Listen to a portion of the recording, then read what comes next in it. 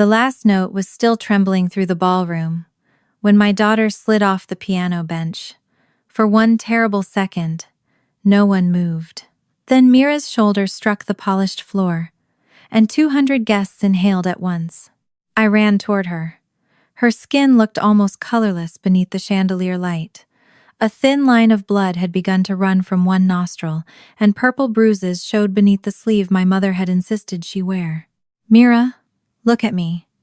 Her eyes opened, but they did not find mine. Behind me, my father grabbed the microphone before it hit the floor. "Please remain calm," Raymond Caldwell told the room. "She has always been dramatic under pressure." I turned on him. "She is sick." My mother crouched beside me without touching Mira. Her smile stayed fixed for the executives surrounding us. "Do not call an ambulance in front of the new CEO," Barbara whispered. "You will destroy your father's promotion." That was when Adrian Vale pushed through the crowd. He was the man my parents had spent the entire night trying to impress, but he did not look at them. His attention went straight to Mira. "Call 911, he ordered. My father stepped between him and the stage. "Mr. Vale, this is a family matter." Adrian's face hardened. A child losing consciousness is not a family secret. Hours later, Mira lay behind glass in the pediatric intensive care unit. Her blood counts had fallen to dangerous levels, and the hospital could not find a safe match among the ordinary units in its bank. Her blood appeared to be type O, but carried a rare inherited phenotype that made regular O blood unsafe. Dr. Naomi Patel looked exhausted when she returned to the waiting room. "The regional center found a frozen-compatible unit from a registered rare donor," she said. "The donor is here." Adrian stood. My parents stared at him as if they had misunderstood. He gave the doctor a donor number from memory. Tests confirmed the stored unit was compatible, but Dr. Patel made it clear that blood compatibility alone proved nothing about family relationships. She still needed Mira's biological history, and I had almost none to give. "I don't know who her birth parents are," I said. "She was left on my doorstep 10 years ago with a note." Adrian stopped breathing. "What did the note say?" "Please help me. Keep her safe." His hand closed around the back of a chair. Then he finished the sentence I had never published and had shown only to the police, the court, and my adoption attorney. "Until I can come back." The waiting room disappeared around me. "How do you know that?" He looked through the glass at the little girl fighting for her life. "Because I wrote it." My mother's face went white. My father took one unsteady step backward. Adrian turned to me, and the next words changed every relationship in that room. "Mira is my daughter." Barbara pressed both hands together. "Mr. Vale, please. We truly had no idea she was your child." Adrian looked at her for a long moment. "You shouldn't have needed to know who her father was before treating her like a child."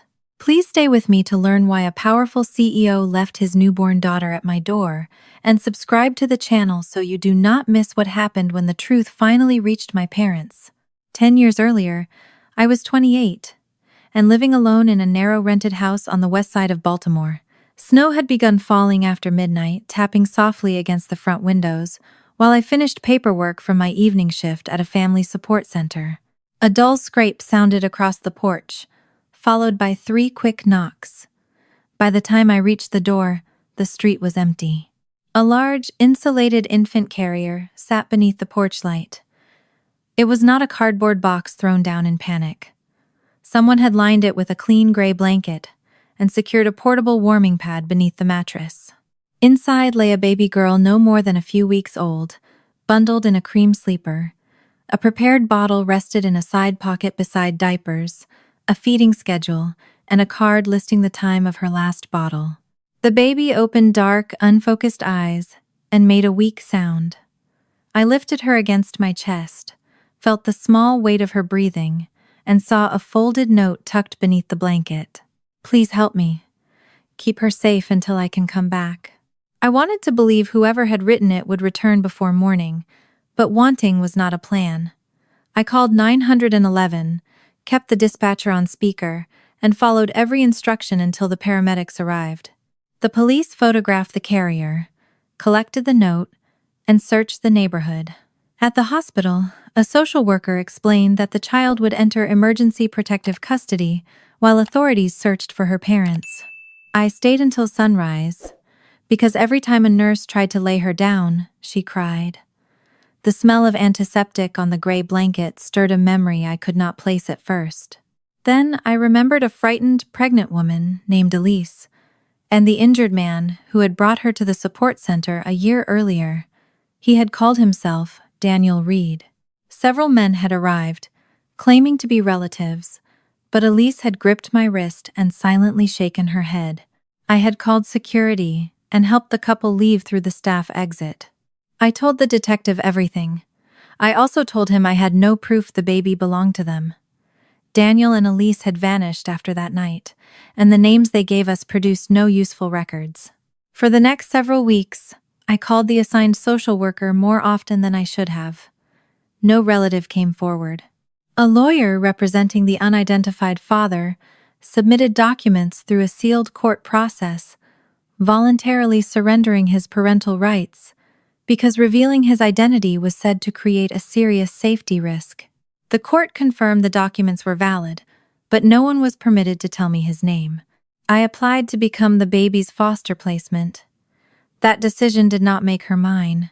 I completed background checks, home inspections, financial reviews, training classes, and repeated court hearings.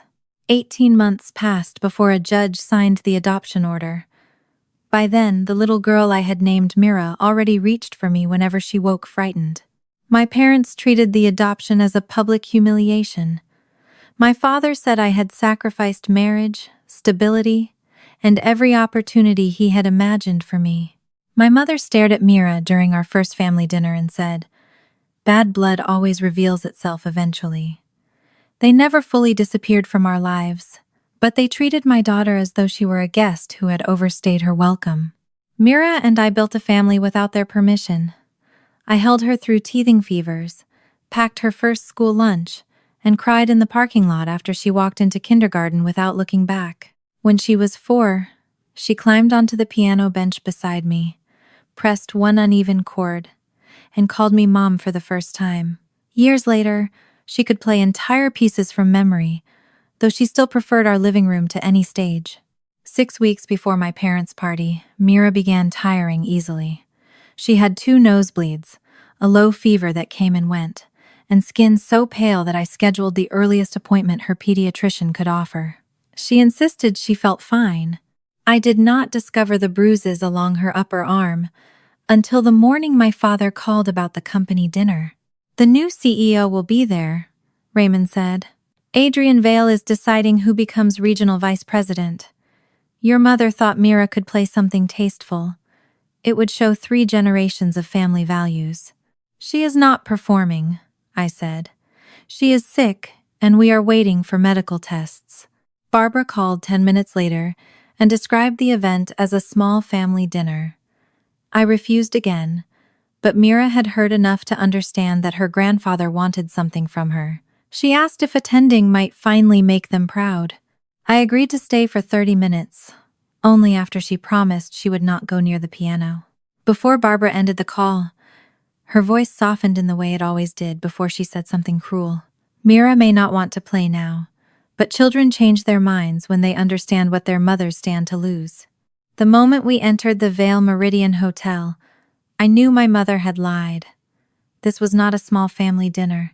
The ballroom doors stood open beneath a gold-lettered banner, welcoming Adrian Vale as the company's new chief executive, and uniformed servers moved between more than 200 guests carrying champagne. Members of the board clustered near the stage, while a photographer directed senior managers and their families toward a backdrop printed with the company logo. Mira tightened her hand around mine. She wore a navy dress Barbara had sent to our house that afternoon, though I had refused the matching shoes because the heels were too high for a 10-year-old. Her palm felt hot, and the concealer my mother had insisted on using had not completely hidden the shadows beneath her eyes. "You said this was dinner," I told Barbara when she hurried toward us. "It is dinner," she replied, adjusting Mira's collar before I could stop her. "There just happen to be important people here. We are staying 30 minutes. Mira is not playing." Barbara's smile remained fixed. "No one is forcing anyone." My father appeared behind her in a tuxedo he usually reserved for charity galas. He barely looked at Mira before glancing toward the entrance to see who had noticed our arrival. "Try to look pleased to be here," he told me. "This evening matters." "To you," I said. "To all of us." Adrian Vale is reviewing every regional appointment. A strong family reflects stable leadership. I looked around the ballroom at the staged photographs, the floral arrangements charged to the company, and the grand piano positioned directly beside the podium. My father had not invited us because he missed his daughter or granddaughter. He needed a picture of 3 generations smiling behind him. Mira swayed slightly, and I touched the back of my hand to her forehead. "We should go." "I'm okay," she whispered. "Can we stay until Grandpa meets his boss?" Before I could answer, the lights dimmed. A man stepped onto the stage to introduce the new CEO, and conversations dissolved into applause. Adrian Vale crossed the ballroom with the unhurried confidence of someone accustomed to being watched. He was taller than the photographs in the business articles made him seem, with dark hair touched by gray near the temples. A thin scar cut through his right eyebrow. Something in my chest tightened. I had seen that scar before. The memory came in fragments. Rain on the windows of the support center, blood drying along a stranger's collar, Elise gripping my wrist while men demanded to know where she was. The man beside her had worn a beard and called himself Daniel Reed, but his eyes had held the same guarded stillness. Adrian took the microphone and thanked the employees who had kept the company functioning through years of legal battles. His speech was brief. He spoke about accountability, transparency, and the responsibility of leaders to protect people with less power than themselves. My father applauded harder than anyone near him. When Adrian left the stage, Raymond positioned himself directly in his path. "Mr. Vale, Raymond Caldwell, Regional Operations Director. We spoke during last month's review." "I remember," Adrian said. My father placed a hand against my back and guided me forward. "My wife, Barbara. Our daughter, Erin. And this is our granddaughter, Mira. She inherited the family's musical talent." Adrian's attention moved to me. For one second, the noise around us seemed to recede. Recognition crossed his face so quickly that I might have imagined it, but his fingers tightened around the glass in his hand. "Erin Caldwell," he repeated. The way he said my name made Barbara glance between us. "Have we met?" I asked. Adrian looked as though he were choosing every word. "A long time ago, perhaps." My father laughed. "Erin works with children. She meets everyone eventually." Adrian did not look away from me.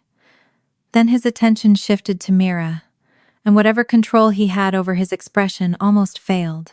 "What is your name?" he asked gently. "Mira." He swallowed before answering. "That is a beautiful name." Mira smiled, but the effort seemed to drain what little color remained in her face. Adrian noticed it too. "Are you feeling well?" "She has a fever," I said. "We only came because my parents said this was a short dinner. We are leaving now." "No child should remain at a corporate event while sick," Adrian said. "There is no obligation to stay." My father stepped closer. "It's only a mild cold. Mira has been looking forward to playing something for you." "She will not be playing," I said. Adrian's gaze sharpened. "I did not request a performance." Raymond's smile stiffened. "Of course not. It was simply meant as a welcome from the family. Then consider me welcomed without it." My phone rang before my father could answer. The pediatric clinic's number appeared on the screen. I had been waiting 3 days for them to call about a cancellation with the hematology department. I led Mira to a chair near the ballroom doors. "Stay here. Do not go near the piano, no matter what Grandma or Grandpa says. I'll be right outside." She nodded. "I promise." The hallway was quieter, but the receptionist had trouble hearing me over the music leaking through the ballroom doors. A specialist had an opening the following morning. I confirmed the appointment, answered questions about Mira's bruising and nosebleeds, and turned back toward the ballroom less than 5 minutes later. The chair was empty. My mother stood beside the piano, one hand resting on Mira's shoulder. My father was speaking to the event host, who held a card with Mira's name written across it. I crossed the room as fast as I could without running. Barbara saw me coming and stepped into my path. "Don't ruin this for her." "What did you tell her?" "I told her the truth. Her grandfather's career affects this entire family. You told her she wasn't performing." She changed her mind. Mira was already being guided toward the piano bench. Her eyes found mine, but instead of relief, I saw fear. I moved around Barbara. "Mira, come with me." My daughter looked toward my father, then back at me. "Grandma said if Grandpa loses his job, you could lose your insurance and the school programs he helps pay for." My stomach dropped. "That is not true." Barbara lowered her voice. "She wanted to help. Stop making everything traumatic. You lied to a sick child." Across the room, Adrian had been stopped by 2 board members and a woman holding a phone. From the fragments I heard, there was an urgent call involving an overseas property. He looked toward us once, but Raymond gave the host a signal before Adrian could step away. The microphone came alive. "Before dinner," the host announced, "Raymond Caldwell's granddaughter would like to welcome Mr. Vale with a special piano performance." Applause spread through the ballroom. Mira sat at the piano. She placed her hands on the keys, but her fingers trembled so badly that the first chord came out uneven. I stepped toward the stage. My father caught my elbow. "She is already up there," he whispered. "Do not embarrass her. You are the one embarrassing her." I pulled free and moved into Mira's line of sight. I shook my head and mouthed, "You can stop." She looked at Barbara. My mother touched 2 fingers to her own smile, reminding Mira to keep hers in place. Mira began the piece again. It was one she had practiced at home for months, gentle and familiar. Under ordinary circumstances, she could play it without sheet music. That night, each phrase sounded slower than the one before it. Her shoulders rose with every breath. Halfway through, she lifted one hand to wipe beneath her nose, leaving a dark red mark across her fingers. I climbed the first step of the stage. "Mira, stop." She looked at me and whispered, "I can finish." "You don't have to." Her eyes filled. "I don't want you to lose anything because of me." Before I could reach her, the room erupted in applause for Adrian returning from the call. The sound startled Mira. Her hands struck the keys too hard, producing a broken chord that seemed to hang beneath the chandeliers. Her left hand slipped from the keyboard. She tried to steady herself against the piano, but her arm gave way. Her shoulder struck the floor before I reached the bench. For one terrible second, the guests remained seated, unsure whether they had witnessed part of the performance. Then I screamed her name. Mira's skin had turned gray. Blood ran from her nose, and when I touched her wrist, her pulse fluttered too quickly beneath my fingers. My father grabbed the microphone. "Please remain calm. She has always been dramatic under pressure." "She is sick," I shouted. Barbara crouched beside me without touching Mira. "Do not call an ambulance in front of the new CEO. You will destroy your father's promotion." Adrian pushed through the circle forming around us. "Call 911, he ordered. My father blocked his path. "Mr. Vale, this is a family matter." Adrian's face hardened. "A child losing consciousness is not a family secret." He knelt beside Mira while I spoke to the emergency dispatcher. When the paramedics arrived, Raymond tried to tell them she had only fainted from nerves. I listed every symptom from the previous 6 weeks and insisted they take her to the pediatric emergency department. As they lifted Mira onto the stretcher, Adrian caught my eye. The formal distance in his expression had vanished. For the first time that night, he looked exactly like the frightened man I had once known as Daniel Reed. "Aaron, go with her," he said. "I'll handle Raymond." The ambulance doors closed before I could ask Adrian why he had called me by name with such certainty. I climbed in beside Mira and held her hand while a paramedic secured an oxygen mask over her face. Her pulse raced beneath my fingers, but she barely reacted when he inserted the IV. A second paramedic asked about her recent symptoms, and I listed everything I had noticed over the previous 6 weeks: the exhaustion, the fevers, the nosebleeds, and the bruises she had hidden beneath long sleeves.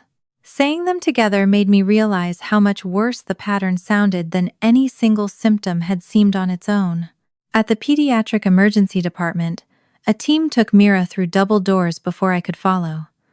Nurses drew several tubes of blood, attached monitors, and asked me the same questions in different ways. I answered until my voice became hoarse. No, I did not know her biological family's medical history. No, I did not know whether either parent had suffered from blood disorders. Yes, she was adopted. Yes, the adoption was final. Each answer felt like an empty space, where information that might save my daughter should have been. Dr. Naomi Patel introduced herself as the pediatric hematologist on call. She spoke calmly, but she did not soften the seriousness of the results. Mira's hemoglobin was dangerously low. Her platelet count explained the bruising and nosebleeds, and her white blood cells were too few to protect her properly from infection. They needed additional tests, including a bone marrow biopsy, before giving me a final diagnosis. But severe aplastic anemia and other acute marrow disorders were already under consideration. She needs red blood cells tonight, Dr. Patel said. Possibly platelets as well. We are working with the blood bank now. Then give them to her. We will as soon as we identify a safe unit. Her preliminary blood type appears to be O, but her antibody screen is reacting against the standard units we tested. She may have a rare inherited antigen pattern. The word inherited struck harder than it should have. For 10 years, I had handled every fever, fall, and frightened night, without needing to know where Mira came from. Now her body carried a question I could not answer. A nurse led me to a small waiting room outside the intensive care unit. Through a pane of glass, I could see Mira beneath white sheets, surrounded by wires and equipment. Her face looked younger than it had that morning. The navy dress had been replaced with a hospital gown, but a reddish stain remained near her hairline, where I had tried to stop the bleeding in the ballroom. Adrian arrived 20 minutes later with my parents behind him. He stopped at the entrance instead of walking directly to me. "May I come in?" I nodded because I did not have the strength to decide what his presence meant. Raymond entered without asking. Barbara had removed her jewelry and wrapped herself in a pale coat, as though appearing less glamorous might make her seem more concerned. "How long are they keeping her?" my father asked. "I don't know. This could become a public relations problem if people think the event caused it." I stared at him. "Your granddaughter is in intensive care." Raymond lowered his voice. "Aaron, she is your adopted daughter. You cannot expect everyone in that room to understand her entire medical background." The words had barely left his mouth when Adrian turned toward him. "Whether she was adopted has nothing to do with what happened tonight." Barbara moved closer to the glass. "We had no idea she was truly ill. Children sometimes exaggerate when they are nervous. She was bleeding before she collapsed," I said. "You saw it." My mother folded her hands. "We all made decisions under pressure." "No. You made a decision. Mira paid for it." Before Barbara could respond, Dr. Patel returned with a blood bank supervisor. The doctor asked whether I was comfortable discussing Mira's condition in front of the others. I allowed Adrian to stay, but I told my parents to wait outside. Raymond started to object until Adrian opened the door and held it for him without saying a word. The blood bank supervisor explained that none of the available standard units had passed compatibility testing. The regional rare donor center had located one frozen unit with the antigen profile they needed, but it would take time to prepare and confirm. He read the donor identification number from a tablet. Adrian's head lifted. "Repeat that number," he said. The supervisor did. Adrian recited the final 6 digits before the man finished. That unit is mine. Dr. Patel studied him. You are registered with the Rare Donor Program? Yes, I have been since my 20s. The room became very still. Adrian provided his date of birth and donor identification, and the supervisor left to confirm his records. Dr. Patel remained careful. She explained that sharing a rare blood phenotype could occur between unrelated people and was not evidence of paternity. The immediate priority was whether the stored unit could be safely used for Mira after final cross-matching. Adrian did not argue. He signed the necessary consent forms allowing the unit to be released, then asked if they should collect a fresh sample from him in case additional testing was required. He spoke like a man concentrating on procedure because emotion would make him useless. I looked through the glass at Mira. Could this be inherited from her biological parents? It could, Dr. Patel said. That is one possibility. Any family history would help us understand both the blood findings and the marrow disorder. I don't have one. Adrian turned toward me. You never found them? She was left outside my house. The police searched, but no one came forward. My voice sounded distant even to me. I had told that story many times, usually in courtrooms, medical offices, or school enrollment meetings. It had become a set of facts I could repeat without reopening the fear of that night. Dr. Patel asked, was anything left with her that might identify the parents? A feeding schedule and a note. Adrian's fingers tightened against the edge of the table.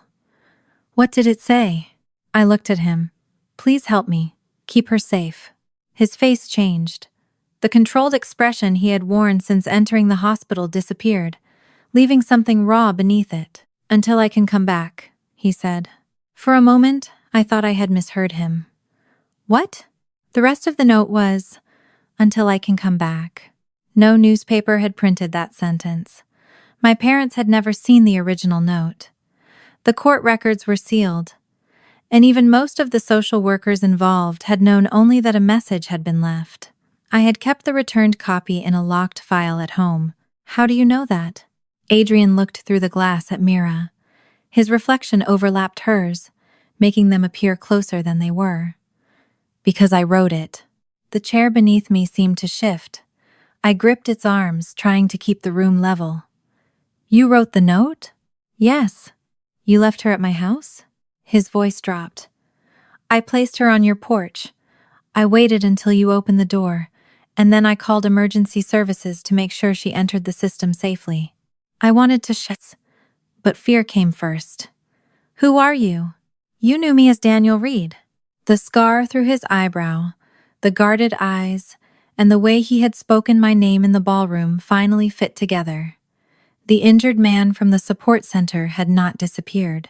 He had returned as the most powerful person in my father's company. The blood bank supervisor came back and confirmed that the frozen unit had passed the first stages of compatibility testing. They were preparing it for transfusion. Dr. Patel reminded us again that the match did not prove a biological relationship. Adrian said he understood and requested an independent DNA test, but only if I consented. The door opened before I could answer. My parents had apparently heard enough from the hallway. Barbara stepped inside with her face drained of color. Are you saying Mira belongs to you? She asked. Adrian did not look away from me. I am saying she is my biological daughter. Raymond caught the doorframe. My mother pressed both palms together as though beginning a prayer. Mr. Vale, please forgive us. We truly had no idea she was your child. Adrian finally turned toward them. You shouldn't have needed to know who her father was before treating her like a child. Raymond began explaining that the performance had been misunderstood, but Adrian stopped him. He did not fire my father or threaten him. Instead, he called the company's general counsel and instructed them to preserve every recording, message, and event schedule connected to the party. Then he told my parents to leave the medical floor until I decided whether I wanted them there. When the door closed behind them, Adrian faced me again. I know what this looks like. No, you don't. My hands were shaking now. You left a newborn at my door, disappeared for 10 years, and returned with enough money and power to change every part of her life. I surrendered my parental rights. Her adoption is valid. I cannot take her from you." The fact that he had already considered that question frightened me more than if he had denied it. Behind the glass, a nurse connected the first line of blood to Mira's 4. Adrian watched with the helpless attention of a man who had spent 10 years imagining a child he could not see. I watched him and felt the oldest fear inside me take shape. "Did you come back to save her?" I asked, "or to take her from me?" Adrian did not answer immediately. He looked through the glass at Mira, then back at me. "I did not come here to take her from you. I gave up that right 10 years ago, and I understood what that meant when I signed the papers." "You expect me to trust a sealed document I never saw?" "No. I expect you to verify everything through your own attorney." His voice remained controlled, but the muscles in his jaw tightened. "The adoption is legal. You are her mother. Nothing about the DNA test changes that." The words should have reassured me, but they came from a man who had hidden his name, his child, and an entire life from me. "Then why are you here?" "I came to speak to you before the reception. I planned to explain privately, after I confirmed you were the same Aaron Caldwell I remembered." "You had 10 years to confirm that." "I know." The absence of an excuse made me angrier. I stood and crossed my arms so he would not see my hands trembling. "You called yourself Daniel Reed." Adrian touched the thin scar through his eyebrow. "That was the name on the identification I was using." The scar completed the face my memory had been trying to rebuild since the ballroom. 11 years earlier, Daniel had arrived at the Family Support Center shortly before closing, one hand pressed against a bleeding cut beneath his ribs. Elise walked beside him in an oversized coat, though her pregnancy was far enough along that the curve of her stomach remained visible. I had been working the evening desk while finishing certification courses in music education. The center offered temporary shelter referrals, legal contacts, and emergency counseling to families escaping dangerous situations. We were not a hospital, but Elise refused to go anywhere else until she knew the men following them could not find her. Daniel had asked for a private room and a phone. He spoke quietly, but his eyes never stopped moving toward the windows and doors. Elise barely spoke at all. When I brought her water, she held the cup with both hands to keep it from shaking. 20 minutes later, 3 men entered the lobby. Their coats were expensive, and the oldest one introduced himself as a member of Elise's family. He said she was emotionally unstable and needed to leave with them immediately. Elise heard his voice through the thin wall. Her fingers closed around my wrist so hard that her nails pressed crescents into my skin. She shook her head once. That was enough. I told the men I could not confirm whether anyone matching Elise's description was inside. The oldest man smiled and placed a business card on the desk, along with an envelope thick enough to contain more money than I earned in several months. "You misunderstand," he said. "We are trying to protect her." "Then she can tell me that herself." His smile disappeared. He warned me that interfering in a private family matter could cost the center its donors and cost me my job. I pressed the silent alarm beneath the desk, called our security contractor, and told the night supervisor to prepare the staff exit. Daniel wanted to stay and confront them. Elise begged him not to. I helped them through a service corridor while security delayed the men in the lobby. A car driven by a lawyer was waiting in the alley. Before Daniel climbed inside, he asked why I was helping people whose names I could not verify. "Because she is afraid of them," I said. "That is enough for tonight." 2 days later, an envelope arrived at the center with $5,000 inside.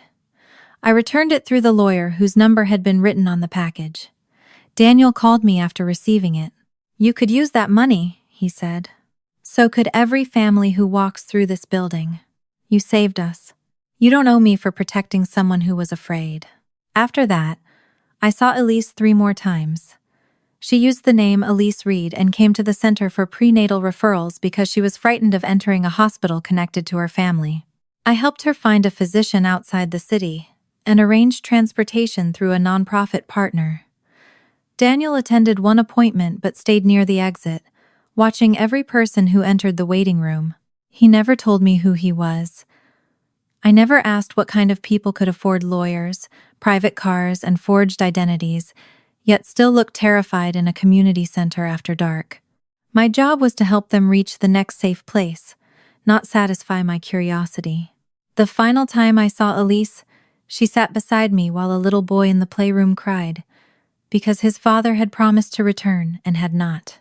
I knelt in front of the child and told him I could not promise what his father would do, but I could promise someone would stay with him until his foster coordinator arrived. Elise watched me for a long time. You don't make promises you can't keep. Children remember those longer than adults do. Back in the hospital waiting room, Adrian lowered his gaze. She talked about you for weeks after that. You both disappeared. I assumed you had found somewhere safe. We thought we had. A nurse entered and told me Mira's transfusion had begun without complications. Her pulse was slowing, but she remained weak and would need close monitoring. Doctor? Patel had scheduled the bone marrow biopsy for the morning, once Mira was stable enough for sedation. Adrian asked one question about the procedure, then stopped when he realized the nurse was looking at me for permission to discuss details in front of him. I nodded. It was the first small sign that he understood he did not automatically belong inside every medical decision.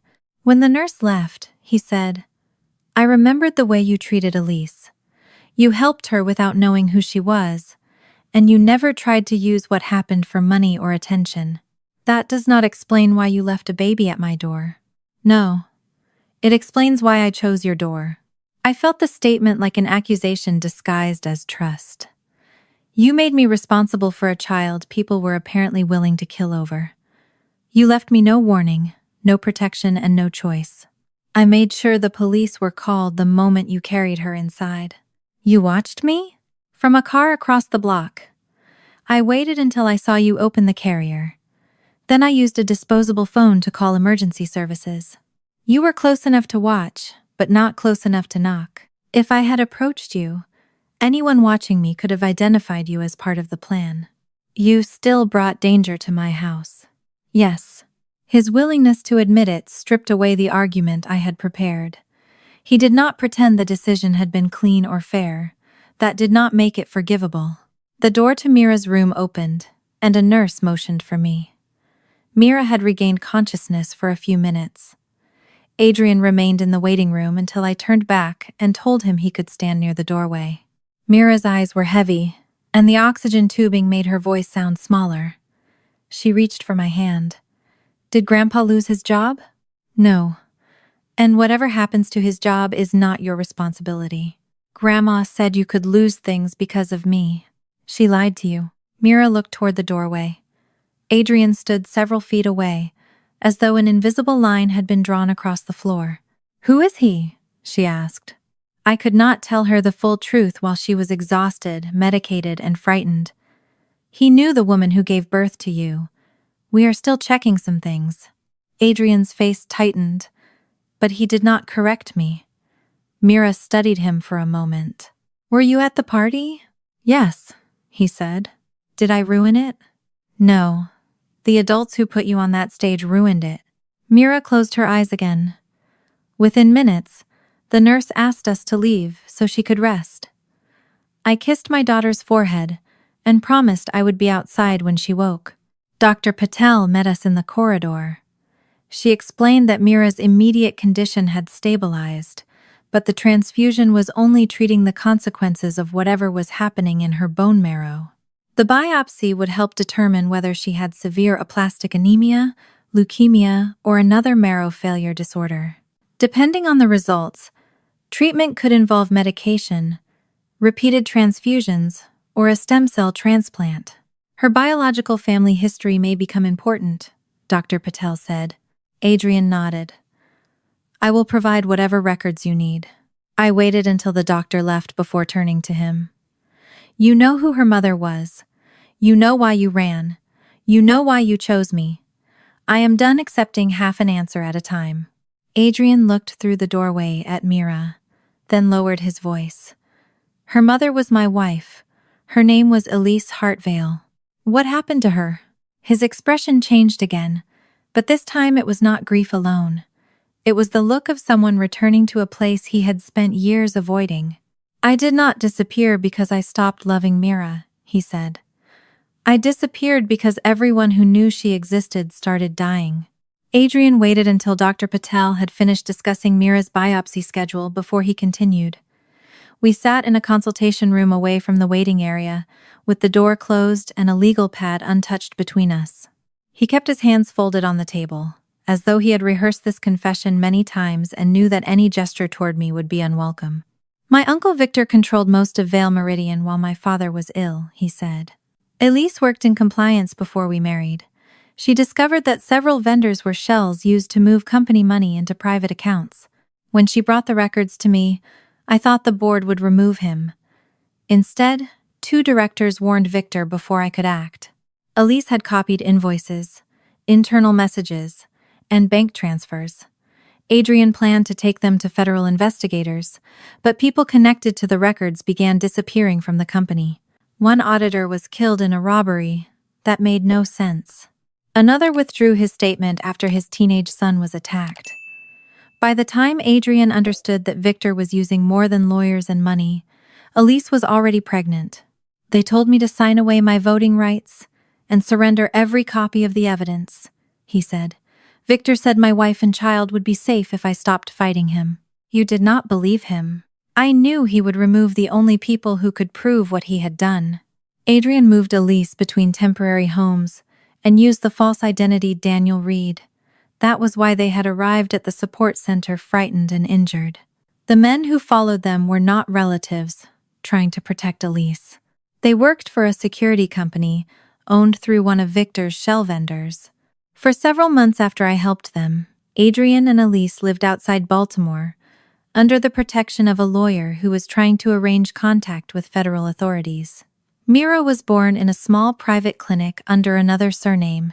Elise wanted to leave the country with the baby, but she still possessed one encrypted drive Victor had not recovered. She believed the evidence was the only thing keeping us alive, Adrian said. I believed giving it up would make us defenseless. We were both wrong about how quickly they would move. Elise died 6 weeks after Mira's birth. Police initially described the crash as an accident caused by wet roads, but an independent inspection later found that a brake line had been cut. The bag containing the encrypted drive disappeared from the vehicle before investigators arrived. Adrian's voice remained steady, but he stopped looking at me when he described identifying her body. He had been questioned before he was allowed to see her. Financial records had already been planted to make it appear that he had authorized the missing payments himself. Victor's lawyers were preparing to accuse him of stealing from the company and killing Elise when she threatened to expose him. What about Mira? I asked. Only 4 people outside the clinic knew she had survived the birth. Within 2 days, one was missing and another had been beaten badly enough to leave the state. I realized Victor was not looking for me first. He was looking for her. Adrian could not take Mira to a Vale property because every driver, guard, and employee could be tracked. He could not walk into a police station while local officers were sharing information with Victor's investigators. The federal contact his lawyer trusted needed time to arrange a secure surrender, and Adrian had no safe place to keep a newborn during those hours. So you brought her to me. I remembered what you did for Elise. You had no reason to protect us, and you refused money afterward. You were outside our family, outside the company, and outside the network Victor was watching. That did not make me prepared. No, it only made you the safest person I knew. He had packed enough formula and diapers to keep Mira stable until emergency services arrived. The feeding card was written by a nurse. The medical information contained no names that could lead Victor to her. Adrian placed the carrier beneath my porch light, drove 1 block away, and watched until I opened the door. I wanted to come back after you lifted her, he said. I had already opened the car door when the federal agent called. He told me Victor's men were searching the neighborhood, and that if I was seen near the baby, they would follow the connection to you. The agent directed Adrian to leave Baltimore immediately. From a disposable phone, He called 911 and reported an infant outside my address without identifying himself. By sunrise, he had entered federal custody under a sealed cooperation agreement. His lawyer then filed the papers that had appeared in Mira's adoption case. Adrian voluntarily surrendered his parental rights and consented to placement without revealing his identity publicly. A federal judge reviewed the safety claims and allowed the identifying documents to remain sealed. You signed her away before you knew I would be allowed to keep her. I knew that if I did not, she could spend years in temporary care while the court searched for a father who could not appear. I asked the lawyer to support your foster application if you chose to make one, but he was forbidden to contact you outside the official process. I remembered how smoothly some obstacles had disappeared during the adoption. A missing consent that should have delayed the hearing arrived through sealed counsel. The court had confirmed the biological father understood the permanence of his decision. At the time, I had been grateful that an unknown man had not left Mira, trapped between hope and abandonment. Now he was sitting across from me. What happened after you entered federal custody? Adrian spent the next several years moving under different identities, while investigators followed the money through foreign accounts and rebuilt the evidence Elise had gathered. Victor had allies inside the company, private security firms, and local government. Every contact Adrian made had to be treated as a possible path to the child. The lawyer was allowed to confirm that Mira was alive and placed in a safe home, he said. Later, he told me the foster mother had petitioned to adopt her. After the adoption was final, he confirmed she was healthy and that the case was closed. He did not give me photographs, your address after you moved, or information about her school. You could have demanded more. I had no legal right to demand anything. I had surrendered it. Victor and several associates were convicted 3 years earlier, but that did not immediately free Adrian to return. Appeals were pending, missing money had to be traced, and 2 former security contractors had not yet been arrested. Adrian also had to challenge the board members who had used his absence to seize company control. He became the official CEO only 6 months before the reception. And when you finally became safe? I asked. Why did you still wait? His eyes met mine. Because I wanted every danger resolved before I appeared. Then I wanted to know whether Mira was happy before I disrupted her life. Then I wanted a lawyer to prepare the right explanation. Every time I reached the next condition, I created another one. You were afraid. Yes. I had expected him to defend the delay as strategy. Hearing him name it as fear did not soften what it had cost Mira. You had reasons for leaving, I said. That does not explain all the years after Victor went to prison. No, it explains some of them. The rest were mine. He admitted that he had imagined Mira asking why he abandoned her, and had no answer that would not sound like an excuse. He had convinced himself that staying away protected the stable family I had created. In truth, it also protected him from discovering that she did not need him. I planned to speak to you before the reception, he said. I asked Raymond to invite you without telling him why. I thought I could confirm you were the woman I remembered, then approach you privately. My anger sharpened. My father used that invitation to put Mira on a stage. I know. That is my responsibility too. I came back believing I could control the timing, and she was hurt before I told you the truth. A nurse interrupted to tell me Mira had tolerated the transfusion and was sleeping. Dr. Patel would perform the bone marrow biopsy in the morning. The relief was small and temporary, but it gave me enough air to think. When the nurse left, Adrian slid a card across the table. It belonged to an attorney unaffiliated with Vale Meridian. This lawyer can help you verify the sealed filings. You should choose your own counsel, but these are the case numbers. I will sign any release the court requires. I am not agreeing to anything tonight.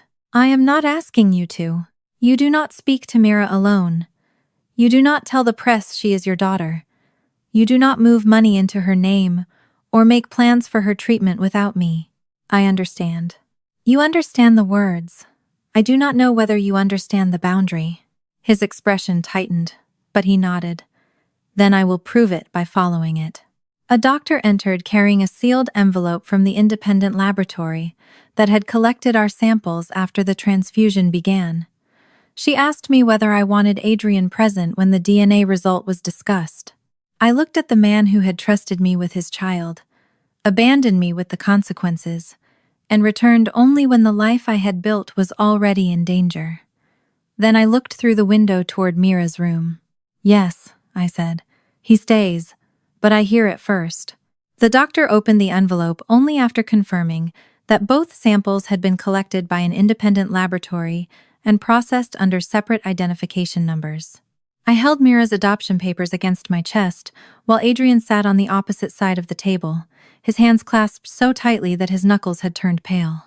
"The test confirms that Mr. Vale is Mira's biological father," the doctor said. "The probability of paternity exceeds the legal threshold used by the court." Adrian closed his eyes for a moment. He did not smile or reach for me. Whatever relief he felt seemed mixed with grief for 10 years he could not recover. The doctor continued before either of us could speak. "This result does not change the adoption order.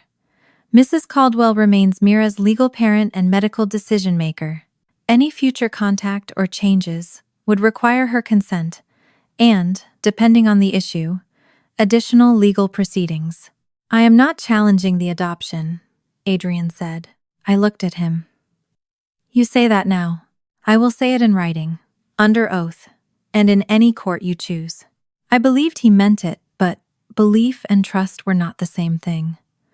The test had answered where Mira came from. It had not answered what Adrian's return would do to the life she already had. Dr. Patel allowed us to speak with Mira later that afternoon, after the sedation from her bone marrow biopsy had begun to wear off. I asked Adrian to wait outside while I told her. He accepted without protest and took the chair beside the door. Mira looked exhausted, but her eyes were clear enough to follow me. I sat on the bed and held her hand between mine. "Do you remember the man from the party?" "The CEO. "Yes. His name is Adrian Vale. A long time ago, before you were left at my house, I knew him by another name." She watched my face. "Was he friends with my birth mom?" "He was married to her." Mira's fingers tightened. "Then who is he to me?" I had imagined this conversation in 100 forms during the previous day, but none of them made the words easier. "The DNA test says Adrian is your biological father." She stared at me without blinking. Then her gaze moved toward the closed door. "Is he taking me?" "No," I answered before fear could settle inside her. "You are my daughter. The adoption is legal, and no one is taking you anywhere. But he is my real dad. He is your biological father.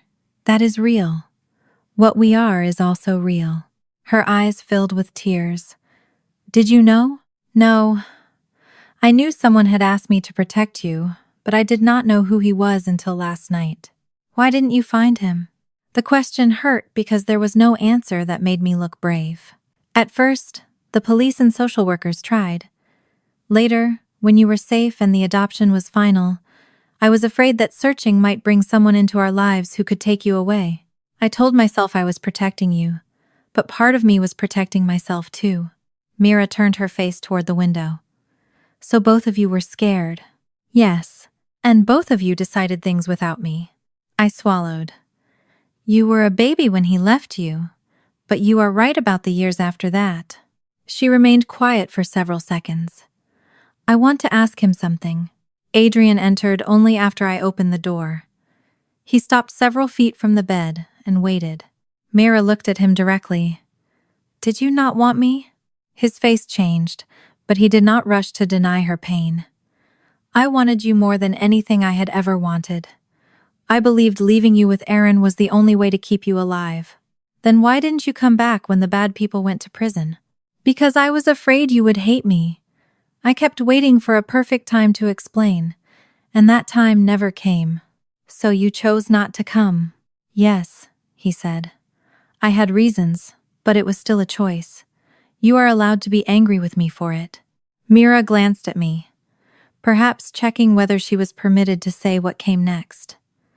"I don't know you." "I know. I'm not calling you Dad. You do not have to. She looked at the hospital blanket. Can you leave now? Adrian's shoulders lowered, but he nodded. I will be outside if you need anything. He left without asking for a hug or making her comfort him. That restraint mattered, even if it could not erase what had come before. The next morning, he arrived with 2 specialists from a private medical center, information about a furnished apartment closer to the hospital, and documents for an education fund. He also had a list of private schools that could accommodate long-term medical absences. I waited until the doctors finished speaking with Dr. Patel before confronting him in the hallway. What is all this? Options. The apartment would shorten the drive. The specialists have experience with marrow failure. The school fund would make sure Mira never has to worry about tuition. She is not changing schools or moving into an apartment you selected. I am trying to help. You are trying to rebuild 10 years in one morning. He looked toward Mira's room. I can provide things she needs. Then ask what she needs before providing them. His mouth tightened, but he did not argue. I handed back the property information and school list. I allowed Dr. Patel to consult the specialists because another medical opinion could benefit Mira, but all decisions remained with her existing team. I set the boundaries in writing that afternoon. Adrian would not announce Mira's identity, contact her school, establish accounts in her name, arrange housing, or make medical decisions without my consent. Visits would occur only when Mira agreed. He could receive updates from Dr. Patel only when I authorized them. Adrian read every condition and signed the document. Mira added her own rules when he visited again. She was sitting upright by then, though the transfusion had not restored her strength completely. Mom stays my mom, she said. You don't call her my foster mom or adoptive mom like she is temporary. I won't. You don't put me in newspapers. I won't. And you don't buy me things so I have to like you. Adrian glanced at the expensive tablet he had brought, still unopened in its bag. That is fair. Mira pointed toward it. You can return that. I will. Dr. Patel met with us later that day to discuss the biopsy. The results supported a diagnosis of severe aplastic anemia. Mira's bone marrow was not producing enough blood cells, which explained the exhaustion, bruising, infections, and dangerous counts. Treatment would begin with medication to suppress the immune process attacking her marrow, along with transfusions and strict infection precautions. If she did not respond, a stem cell transplant might become necessary. Adrian immediately offered to be tested as a donor. Dr. Patel explained that biological parenthood did not guarantee a complete match and that the transplant team would evaluate every appropriate option. He listened without trying to overrule her. My parents arrived that evening carrying flowers, jewelry, and a stack of gift boxes large enough to block the doorway. Barbara wore the gentle expression she normally reserved for charity photographs. There is our precious girl, she said. Mira looked at the pearl bracelet in Barbara's hand, then at the man standing quietly near the window. 2 days earlier, my mother had called her dramatic and asked me not to summon an ambulance. Now she stroked the ribbon on the box and spoke about making up for lost time. Raymond placed a hand on Adrian's shoulder as though they were already family. Once Mira recovers, we should arrange a proper photograph. Something private, of course. Just the family. Adrian stepped away from him. Mira studied the gifts for a long moment. Then she looked at me and asked the question none of the adults in the room wanted to answer. Would they still be here if my father worked at a grocery store? No one answered Mira's question. Barbara's hand remained suspended above the open jewelry box, while Raymond studied the floor as if the pattern in the tile required his full attention. Adrian stood near the window, his face unreadable, but I saw the muscles in his jaw tighten. Mira looked from one adult to another. Would you still be here if he wasn't the CEO? Barbara closed the box carefully. Sweetheart, this is not about money or titles. We came because we love you. You didn't come when Mom said I was sick. We did not understand how serious it was. You saw me bleeding. Barbara's expression shifted toward the wounded patience she used whenever someone refused the version of events she preferred. You wanted to play, Your mother was worried, but you told me you could handle one song. Mira stared at her. You said Mom changed her mind. My mother glanced at me. I may have misunderstood what Aaron wanted. You told me Grandpa could lose his job. Mira continued. You said Mom could lose her insurance and the programs at her school if I embarrassed him. Raymond stepped forward. That is not what your grandmother meant. Adults sometimes explain complicated situations in ways children interpret too literally. I moved between him and the bed. She understood you perfectly. You made her believe my safety depended on her performance. Barbara's eyes filled with tears almost on command. We were under enormous pressure. Raymond's career has supported this family for decades. We wanted one pleasant evening, and somehow everything has been turned into an accusation. Adrian spoke for the first time. Your granddaughter is receiving treatment for severe bone marrow failure, and you are still discussing your evening. Raymond's face tightened. With respect, Mr. Vale, you arrived after most of the decisions had already been made. I arrived in time to hear you call an unconscious child dramatic. That was an unfortunate choice of words. It was an honest one, I said. For once, a nurse appeared at the doorway and asked us to keep the room calm. I told my parents to take the gifts and leave. Barbara protested that removing them would upset Mira, but Mira pushed the jewelry box away with the back of her hand. I don't want it. It was chosen especially for you, Barbara said. You chose it after you found out who my dad was. The word dad made Adrian look up, but Mira was not giving it to him. She was describing a fact for her grandmother, not granting him a place in her life. Barbara gathered the gifts slowly, waiting for someone to stop her. No one did. Raymond left without saying goodbye to Mira. At the door, he told Adrian that he hoped they could discuss the matter professionally once emotions had settled. Adrian answered, There will be a professional review. That is why I will not discuss it privately with you. The company's general counsel contacted me that afternoon. Every ballroom recording had been preserved, including security footage, the event schedule, and messages sent by the organizers. I agreed to speak with an outside investigator only after my attorney confirmed the interview would not expose Mira's medical records or adoption details.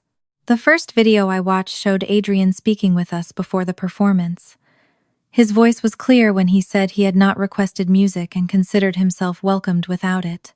Another angle showed me leading Mira to a chair near the doors, before stepping into the hallway for the clinic's call.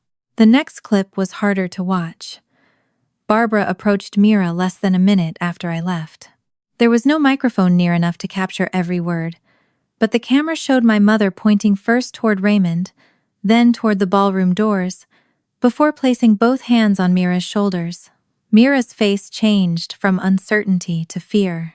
She looked toward the hallway, where I had disappeared, then allowed Barbara to lead her to the piano. The event host told investigators that Raymond had added the performance minutes before it began. The printed schedule contained no musical interlude. A server recalled hearing Barbara tell Mira that she only needed to hold herself together for 10 minutes. Another employee had tried to bring me back from the hallway, but Raymond told him not to interrupt the call because Mira was ready. The clearest recording came from a microphone left open near the stage. It captured Barbara whispering that calling an ambulance in front of Adrian would destroy Raymond's promotion. It also captured my father telling a staff member to wait before dialing emergency services because Mira had done this kind of thing for attention before. She had never fainted before that night. When the investigator asked Raymond for his account, he claimed he had been trying to prevent panic while ensuring medical help was summoned discreetly. Barbara said she had believed Mira wanted to perform and denied mentioning my insurance. Both of them suggested that my distress had distorted my memory. Mira's statement ended that argument. My attorney arranged for a child specialist to speak with her in the hospital so she would not have to repeat the story to multiple adults. Mira described the exact words Barbara had used and explained why she believed refusing to play could hurt me. She did not exaggerate or accuse anyone of wanting her sick. She simply told the truth as she remembered it. That truth was enough. 2 days later, Raymond asked to meet Adrian in a private hospital conference room. Adrian refused unless I, and representatives from legal and human resources were present. My father arrived in a dark suit, carrying a folder as though he expected to negotiate a contract, instead of explain why his granddaughter had collapsed on stage. He began by praising Adrian's leadership and expressing relief that Mira's biological family had finally been identified. Then he said, "Had we known she was your daughter, none of this would have happened." Adrian leaned back in his chair. "Do you understand what you just admitted?" Raymond blinked. "I meant we would have taken additional precautions. You meant her treatment depended on whether her father had power over you. That is not fair." "No," I said. "What happened to Mira was not fair." My father turned to me. "Aaron, you know how much was at stake that evening. Your mother acted badly, but she was trying to protect this family. She told a sick 10-year-old that my security depended on pleasing your boss. She made a mistake. She made a choice. So did you when you tried to stop the ambulance." Raymond's voice hardened. "Do not pretend Adrian's return has not changed your perspective. A week ago you were still willing to attend family events. Now you have access to his lawyers and resources, and suddenly we are monsters. I attended because Mira kept hoping you would love her. I stayed in contact because I kept hoping the same thing." The room fell silent. My father had always known how to use my desire for his approval, but saying it aloud made the mechanism look smaller than I remembered. Adrian placed a written notice on the table. "Because Mira is my biological daughter, I am formally recusing myself from all disciplinary decisions involving you. An independent ethics committee will review the evidence. I will neither protect you nor decide your punishment." Raymond looked almost relieved. He believed a committee filled with people who had worked beside him for years would be easier to influence than Adrian. Before leaving, he turned to me. "When this settles down, you will regret tearing apart your own family. My family is in a hospital bed because you wanted a promotion." Barbara tried a different approach. She sent flowers to my house, handwritten letters to the hospital, and messages through mutual acquaintances. In every apology, she described what she had lost: sleep, respect, access to Mira, and the chance to be included in Adrian's life. She never wrote that she was sorry Mira had believed my well-being depended on her obedience. I instructed the hospital not to admit either of my parents without my permission. I informed Mira's school that they were not authorized to collect or visit her. My attorney sent a written no-contact notice explaining that any attempt to approach Mira directly would be documented. When I told Mira, she did not ask whether the separation was permanent. She only asked whether she would ever have to play for them again. "Never," I said. "Not unless you choose to." That evening, she asked Adrian to sit with her while she watched an animated movie. He took the chair farthest from the bed and did not try to turn the moment into more than it was. For the first time since the party, Mira fell asleep without asking whether someone was angry with her. The next morning, my phone began vibrating before sunrise. Parents from my school, co-workers, and people I had not spoken to in years were sending me the same screenshot. An anonymous post had spread through Vale Meridian's internal network and then reached social media. It claimed I had known Adrian was Mira's father all along. According to the post, I had brought a sick child to the reception, staged her collapse, and used the crisis to seduce the new CEO while destroying my own father's career. At the bottom was a photograph of Adrian, standing beside me outside Mira's hospital room. The caption read, "Some daughters will sacrifice anyone for money." By 8 that morning, the anonymous post had reached my school. The principal called before I left the hospital and told me several parents had forwarded screenshots asking whether I had used a student event to begin a relationship with a corporate executive. None of them knew Mira was adopted, why Adrian had returned, or what had happened in the ballroom. They only saw a photograph of him beside me, and a story written to make every fact look calculated. I asked the school not to comment. Mira was already frightened by needles, masks, and the possibility that her treatment might fail. I did not want her name turned into a public argument about her grandfather's career. My principal agreed to protect my employment information and directed all calls to the district office, but she warned me that reporters had begun asking whether I planned to take leave. Mira noticed the tension before I told her. She saw me silence my phone repeatedly and asked whether people knew who Adrian was. When I hesitated, she asked if her classmates would think she had pretended to faint. "You did not pretend anything," I said. "Someone is lying because the truth makes them look bad." "Is Grandpa saying it?" "The post is anonymous. That doesn't mean he didn't do it." I could not tell her she was wrong. The wording sounded like Raymond. The accusation that I would sacrifice family for money repeated something he had said in the conference room.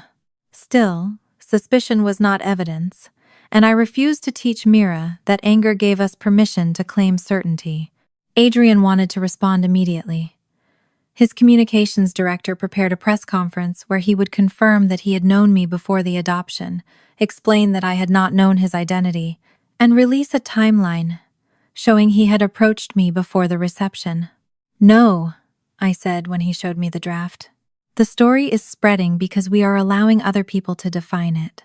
It is spreading because someone knows you have enough power to make the denial bigger than the lie. The documents would clear you. They would also expose Mira's adoption, her mother's death, and parts of her medical condition. She is 10 years old. Her private life is not evidence for your press conference." He looked frustrated. "I am trying to protect you. Then protect my right to say no." For a moment, he stood as if he wanted to keep arguing. Then he closed the folder and told his communications director the press conference was canceled. It was not a dramatic apology, but it was the first time I saw him stop a plan after I reminded him that help offered without consent could become another form of control. Mira listened while my attorney explained the difference between silence and a limited response. She did not want reporters to know her diagnosis or see photographs from the hospital, but she did not want Raymond's story to become the only version people heard. "Can we say Mom didn't know who Adrian was?" she asked. "And that I was sick before the party?" "Yes," the attorney said. "We can release only what is necessary." Mira thought for a moment. "Don't say what sickness I have, and don't call me the CEO's daughter in the title." The statement was 4 paragraphs long. It confirmed that I had not known Adrian's true identity, that Mira's collapse was caused by a medical condition already under evaluation, and that no romantic relationship existed between Adrian and me. It also asked the public to respect the privacy of a child receiving serious treatment. We released no photographs, adoption papers, or medical records. The statement slowed the rumors, but did not end them. Some people apologized. Others claimed the refusal to reveal more proved we were hiding something. I stopped reading comments after realizing every reply would require me to surrender another piece of Mira's life. The Independent Ethics Committee widened its investigation beyond the performance itself. Company records showed that Raymond had charged floral arrangements, catering upgrades, and the photographer to Vale Meridian, even though much of the evening had been designed around his personal promotion campaign. The event planner confirmed that he had repeatedly requested photographs, emphasizing his family. The piano performance was added without approval from executive communications, and an employee had been instructed to delay calling emergency services until Raymond determined whether Mira could be moved through a side entrance. Human Resources placed my father on paid administrative leave. His badge was disabled, his system access was suspended, and he was forbidden from contacting witnesses. He released a statement saying he welcomed the review and expected to return once the facts were separated from emotion. When I spoke to him by phone, he sounded more offended than frightened. "Half that committee has worked with me for 15 years, he said. "They know my character." They also saw the recordings. Recordings do not show intention. They show you standing between a sick child and an ambulance. He told me not to mistake a temporary leave for defeat. Several board members owed their careers to him, and he believed Adrian's recusal had removed the only person powerful enough to force a punishment. Barbara chose a different battlefield. 3 days after Mira was discharged to continue treatment at home, my mother appeared outside her school. Mira was not attending classes yet, but Barbara apparently did not know that. She stood near the main entrance holding flowers and told the receptionist she needed to see her granddaughter before the CEO's lawyers poisoned her against the family. The school had already received my written restrictions. Staff asked Barbara to leave, but she began crying loudly enough for students and parents to stop. She claimed I was using Mira to punish her and begged the receptionist to tell the child that her grandmother was sorry. Security escorted her off the property. The principal documented the incident, preserved the entrance camera footage, and sent me the report. Because Barbara had ignored the hospital restriction, the attorney's no-contact letter, and the school's instructions, my lawyer began preparing a petition for a temporary protective order. Adrian reacted by offering a private security team for my house, Mira's school, and every medical appointment. He had already asked his chief of security to prepare a schedule before speaking to me. "I do not want armed men following us," I said. "They would be discreet. That is not the point. You do not get to replace my parents' control with yours." His expression hardened. "Barbara is approaching places connected to Mira. Someone photographed us outside the hospital. This is no longer ordinary family conflict. I agree that we need protection. I do not agree that you decide what protection looks like." He paced once across the room, then stopped. "What would you accept?" We settled on one security consultant to assess my house, a direct contact at the school, transportation for high-risk hospital visits, and no visible guards unless the threat increased. Adrian canceled the larger team. It was not the arrangement he wanted, but he followed the boundary. The ethics committee scheduled Raymond's formal hearing for the following week. He demanded the right to address the board personally and submitted letters from executives praising his years of service. My attorney said he was building a narrative in which one mistake under pressure could not outweigh decades of leadership. On the morning of the hearing, I found him outside the conference room in the same dark suit he had worn to Adrian's first executive review. His badge no longer opened the doors, so he had to wait for an assistant to escort him inside. Even then, he looked at me as though I were the one who had lost power. "When this is over," he said, "Adrian will go back to his world, and you will still need a family." I met his eyes and understood that he still believed family meant the people who could punish you for leaving. "I already have one," I said. "You're just no longer in it." The hearing took place in the same hotel where Mira had collapsed, but the ballroom had been replaced by a windowless conference room on the executive floor.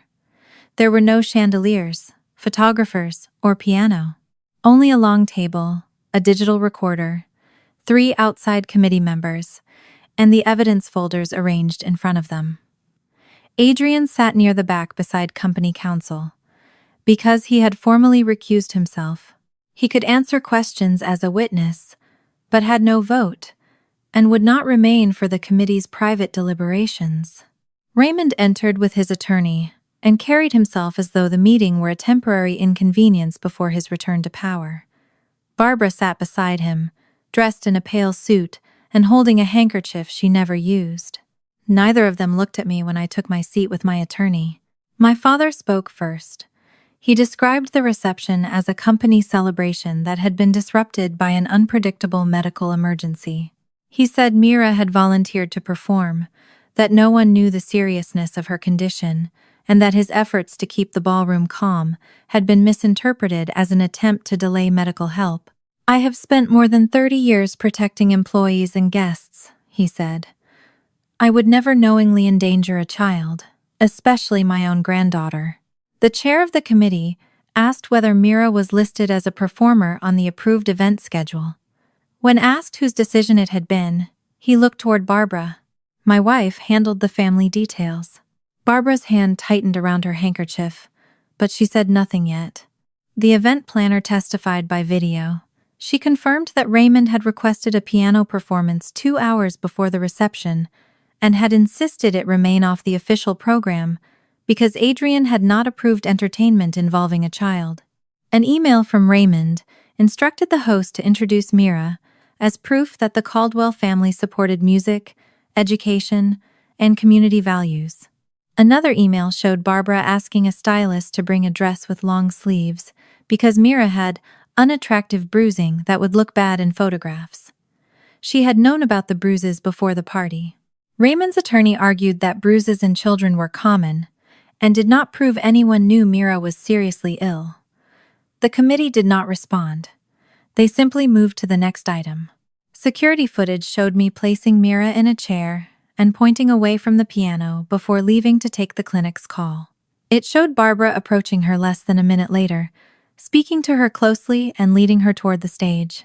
The event host confirmed that Raymond gave the final signal to begin before I returned. Then the audio recording played. Barbara's voice came first, low but unmistakable. "Do not call an ambulance in front of the new CEO. You will destroy your father's promotion." A few seconds later, Raymond could be heard telling a staff member, "Wait, she has done this before for attention." The recording ended. No one in the room moved. My father leaned toward his attorney, then said the microphone had captured fragments without context. He claimed he had believed Mira was suffering from stage fright, and that he only wanted the staff to avoid creating panic while he assessed the situation. The committee chair asked, "What medical training qualified you to assess an unconscious child?" Raymond's answer became a speech about experience, composure, and leadership. He said senior executives were expected to make difficult decisions under pressure. He repeated that an ambulance had ultimately been called and that Mira had received treatment. Adrian was asked whether he had requested the performance. "No," he said. "I explicitly told Mr. Caldwell that I did not need or want one." "Did you authorize any delay in contacting emergency services?" "No." "Did you instruct employees to protect the company's image over a child's health?" "No. I instructed them to call 911 immediately." He answered only what was asked and did not mention that Mira was his daughter until the committee requested confirmation of the conflict that had led to his recusal. Even then, he said the relationship had been discovered after the collapse and had no bearing on whether Raymond's conduct violated company policy. When it was my turn, I did not describe every insult my parents had directed at Mira over 10 years. The hearing was not a trial of our entire family history. I explained that Mira had been sick for several weeks, that I had refused the performance, and that Barbara told her my well-being depended on pleasing Raymond's new boss. The first question my daughter asked after waking in intensive care was whether she had made her grandfather lose his job, I said. She had just received a blood transfusion, and she believed an adult's career was her responsibility. That belief did not come from a misunderstanding. It came from what she was told. Raymond shook his head. Aaron has always interpreted discipline as cruelty. The committee chair warned him not to interrupt. Mira was not required to attend. A child specialist had recorded her statement in writing, and my attorney read only the section Mira had approved. My grandmother said Grandpa could lose his job and my mom could lose things if I did not play. I was scared because Mom works hard, and I did not want to cause trouble. I did not know how sick I was, but I knew I felt bad. I want the adults to decide whether what happened was wrong without using who my birth father is. It would still be wrong if he were not important. Barbara began crying before the statement was finished. She turned toward Raymond and said, "You told me the performance was necessary. You said Adrian needed to see a stable family." My father stared at her. "You were the one who spoke to Mira, because you said Aaron would ruin everything if we asked her directly. You have spent 10 years complaining that the child embarrassed us." Barbara's crying stopped. "You wanted the promotion more than I did." The polished image they had defended for years collapsed in less than a minute. Raymond accused Barbara of exaggerating his instructions. Barbara said he had demanded a family moment and told her not to accept another refusal from me. Their attorneys tried to silence them, but the damage was already done. The committee dismissed us while it deliberated. We waited in separate rooms for almost 2 hours. Adrian remained with company counsel, and did not come to reassure me or influence the process. For once, he understood that his restraint mattered more than any promise. When we were called back, the committee chair read the decision without ceremony. Raymond's employment was terminated for serious violations of leadership ethics, misuse of company resources, unauthorized changes to an executive event, and conduct that interfered with an appropriate medical response. His annual performance bonus was canceled, and benefits tied to good standing were forfeited under company policy. The committee also referred the expense findings for a separate financial review. Raymond's face lost color, but he did not look defeated until he realized no one at the table was asking Adrian to reconsider. The Community Foundation issued its own decision that afternoon.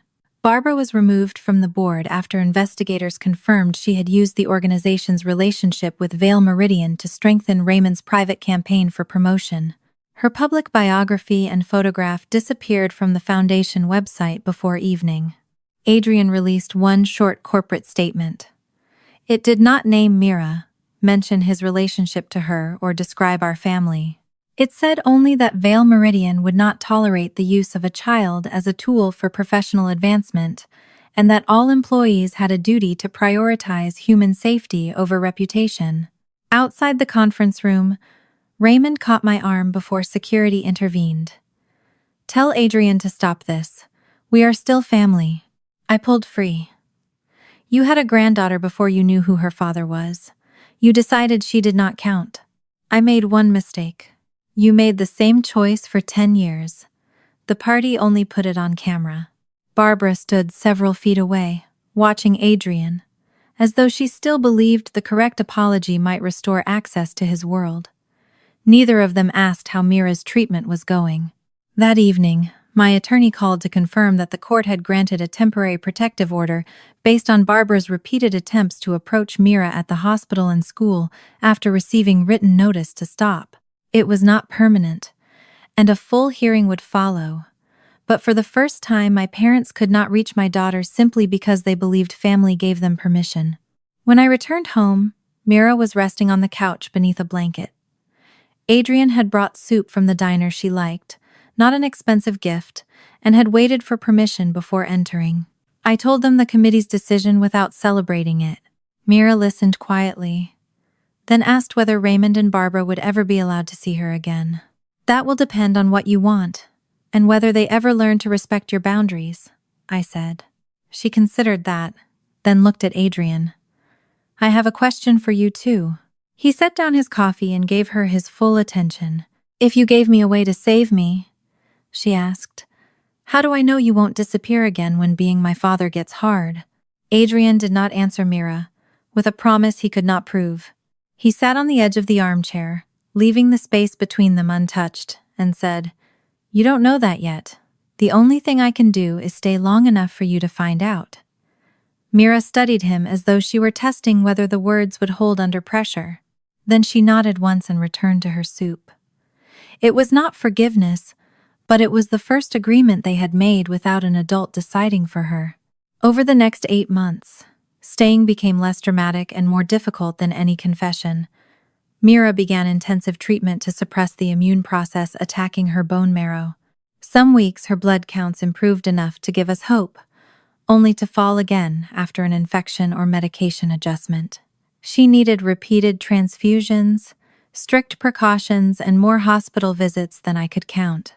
Adrian was tested as a possible stem cell donor, but Dr. Patel warned us that being a biological parent did not guarantee the best match. He accepted the result, instead of treating his blood as a heroic solution.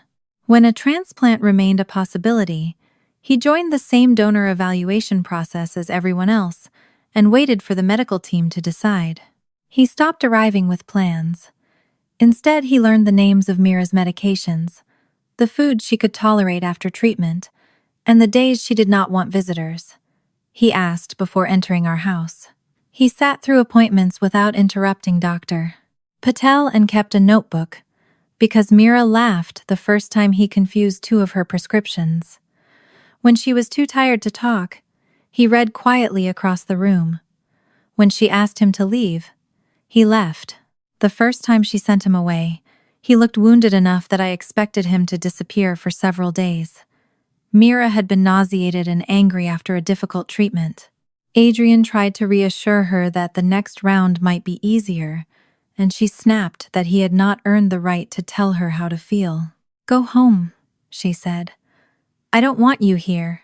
He stood, placed the book he had brought on the table, and answered, "I'll leave. I'll still be back Thursday, unless you tell your mother you don't want me to come." Thursday morning, he appeared at the hospital carrying no flowers and no apology that required Mira to comfort him. He simply asked whether she wanted company.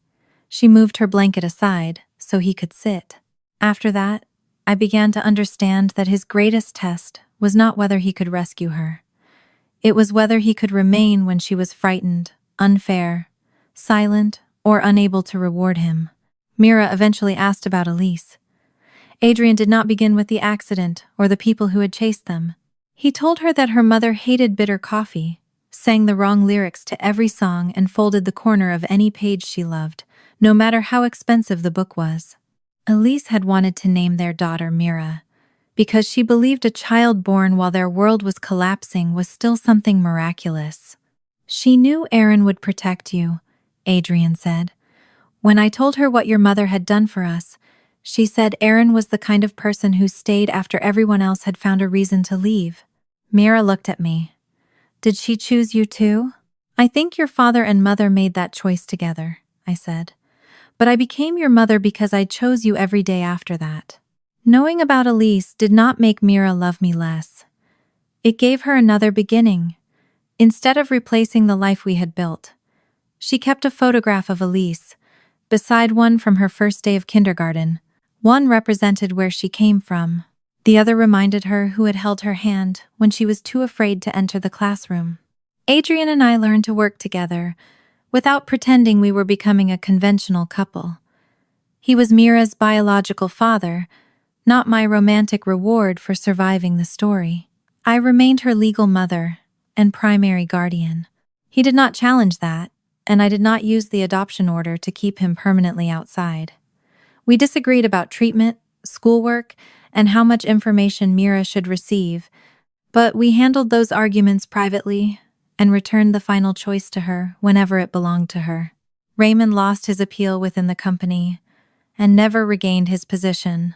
The financial review required him to repay several event expenses, and most of the people who had once praised his leadership stopped returning his calls. Barbara sent letters through her attorney after the temporary protective order was extended. Her apologies focused on how much she missed family dinners, holidays, and the life she believed had been taken from her.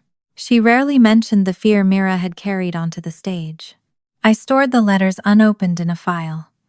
I told Mira they existed, and that she could read them when she was older if she chose. I did not ask her to forgive anyone for my comfort. Forgiveness offered under pressure would only repeat the lesson Barbara had already taught her, that a child's feelings should be rearranged to make adults feel better. For several months, Mira refused to touch the piano. The instrument in our living room remained closed, and I never asked when she would play again. Music had belonged to us before my parents turned it into a performance of obedience. I wanted her to decide whether she would reclaim it or let it go. One afternoon in early spring, I heard a single note while folding laundry upstairs. Then another followed, hesitant and uneven.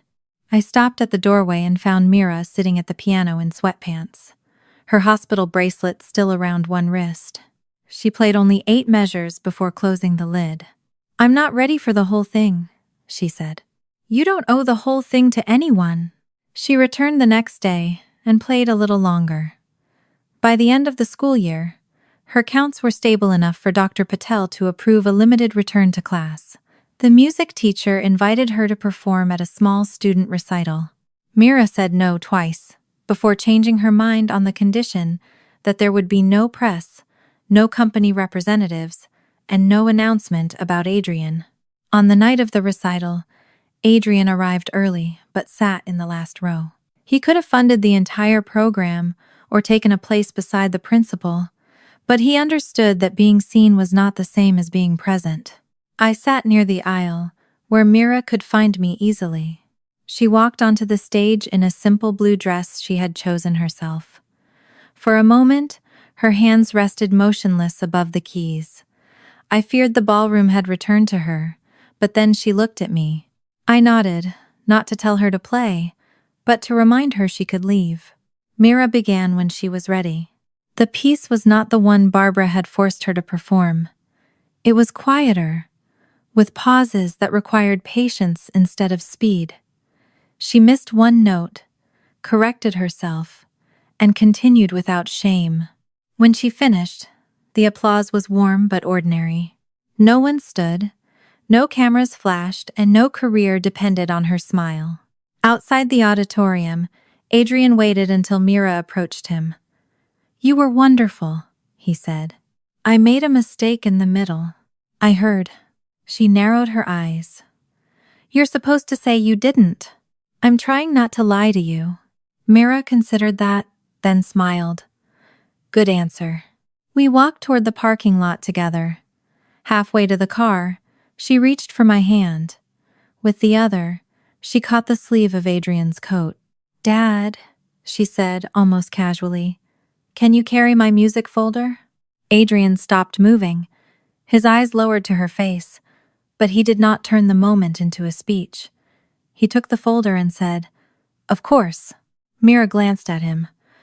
"Calling you that doesn't erase the 10 years. I know. And Mom is still Mom. I know that too." She seemed satisfied and continued walking.